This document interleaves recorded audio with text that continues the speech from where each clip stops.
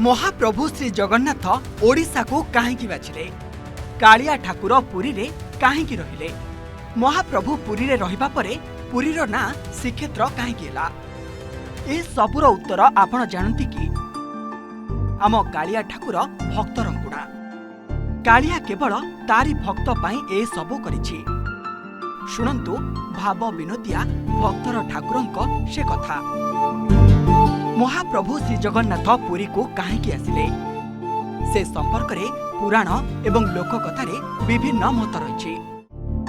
मुख्यतः मालव देशर राजा इंद्रद्युम्नक भक्ति रे प्रसन्न होई प्रभु नीलमाधव रूप त्याग करी दारू रूपरे आसी पुरी समुद्र कूल लागितिले।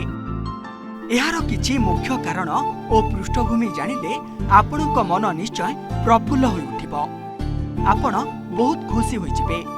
नीलमाधवंक दर्शन कथा कहिले पौराणिक कथा अनुसार राजा इंद्रद्युम्न भगवान विष्णु को दर्शन करबा पाई व्याकुल थिले। विश्वावसु नामक जने शबर श्रीक्षेत्र रे गोपन रे नीलमाधवंको पूजा करुथिले।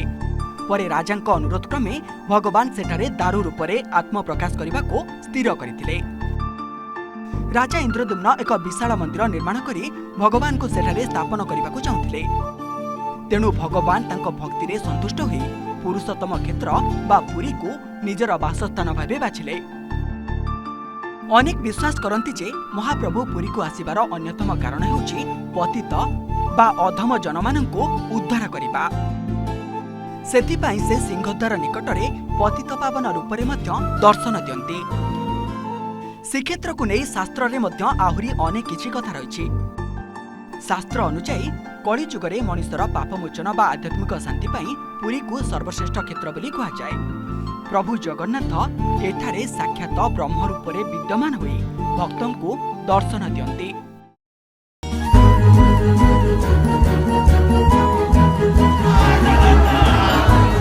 अर्थात काल्पनिक किछि कहानी।